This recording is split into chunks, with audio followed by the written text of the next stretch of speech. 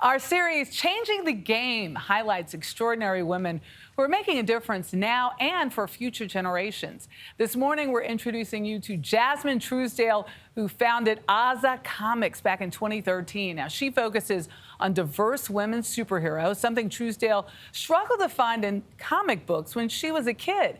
So later, she created her own publishing company, Aza Entertainment.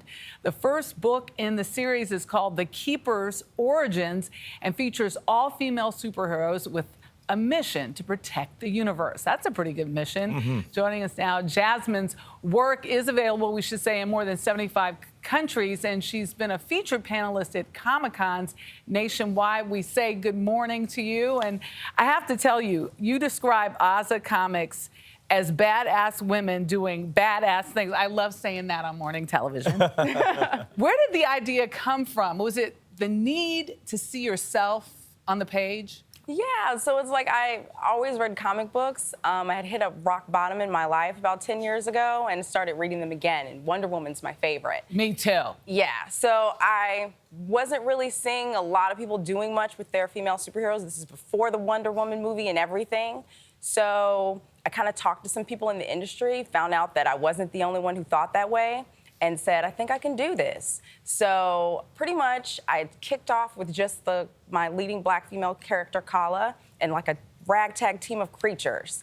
And then I was out one night with my friends, and it's like a group of us, and we're black, we're Latina, we're South Asian, and I was like, if I want to see myself, I'm sure they want to see themselves. And then that's kind of how the whole Keepers was born. It's like a group of women from different parts of the world all fighting to protect the universe and having a hella good time while they're doing it. I have to ask just real quick, do they go about it in a different way? They do. So how do you mean? Yeah, different. Yeah, I was going to say different from what? Well, different from men. Yeah, so it's like they pretty much have kind of like their own way about going about things. It's kind of like I call it an intergalactic girls trip. Oh. Where you're like traveling the universe with your best friends. Yeah. But you're also like saving and protecting the universe at the same time. And I write them from the female gaze. So a lot of times when characters, especially women characters, are made, women have sat in a movie and we kind of rolled our eyes when we saw like that girl come on and she's supposed to be a track star, but she's falling all over the place Right. for the sake of plot. And I'm like, this doesn't make any sense. So like, You are spot on right there. I write women from the female gaze. I talk to women and girls from different ages, asking them what they wanted to see, why they read comic books or why they didn't. And then when the book was created, I created it for women who wanted to read comic books but probably didn't have the time. So it's not like a traditional comic. It's like a combination between a traditional book, but then the action scenes are illustrated like a comic book. Yeah, you know, I wanted to get to the universe and actual meaning of Aza, but you mentioned rock bottom. You don't have to go into details if you don't want to, but it seems like maybe that time in your life has motivated some of your writing since then. How has what you've been through helped you get through these projects?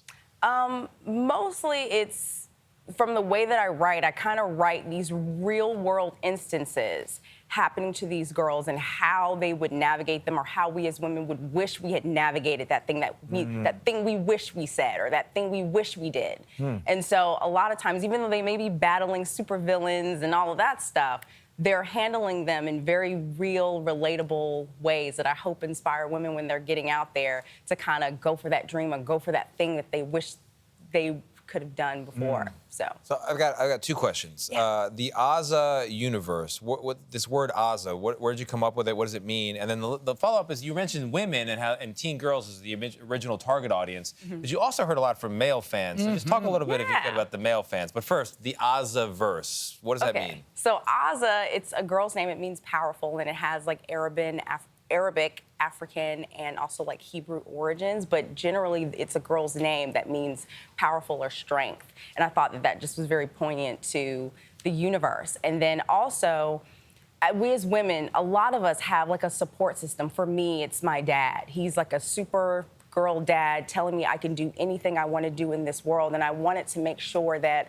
Aza Comics honored that. You know, those husbands and boyfriends that are stepping up at home to make sure that their women can go out there and thrive. And I wanted to make sure that I incorporated and showed love to the men that are out here supporting the women in their lives. And then also when marketing Aza Comics, it threw off my marketing because when you put in keywords for superheroes and stuff, it skews towards men. But then I was getting all of these sales from women. I'm like, what is going on? And in the comment section, it was men tagging the women in their lives, telling them, oh, I'm gonna buy this for my daughter, or bringing them to the Comic Cons to meet me and stuff like that. So men have been super supportive from the very beginning. Just quickly, how tough is it to be an entrepreneur in the comic book world? And you have advice. It is tough, especially because with the industry that I'm in, the big two is like Marvel and DC. So a lot of times it's me kind of getting rejected because in the beginning because I wasn't Marvel or DC, like news people who didn't want to report on me, or partnerships I was trying to make because they were either already partnered with Marvel and DC, or I'd get the thing, I talked to like every publisher out there and they were like, this is fascinating, but we don't know what to do with this. Yeah. And I was like, okay, well, I had finished my MBA like the year before and I was like, all right, so we're gonna do this thing. I'm gonna make this company and we're gonna publish it. Marvel, DC, Aza, sounds right. World, And watch we out. marvel at your work, you know? Look at that. Jazmin Truesdale, we appreciate you. Thank you so much.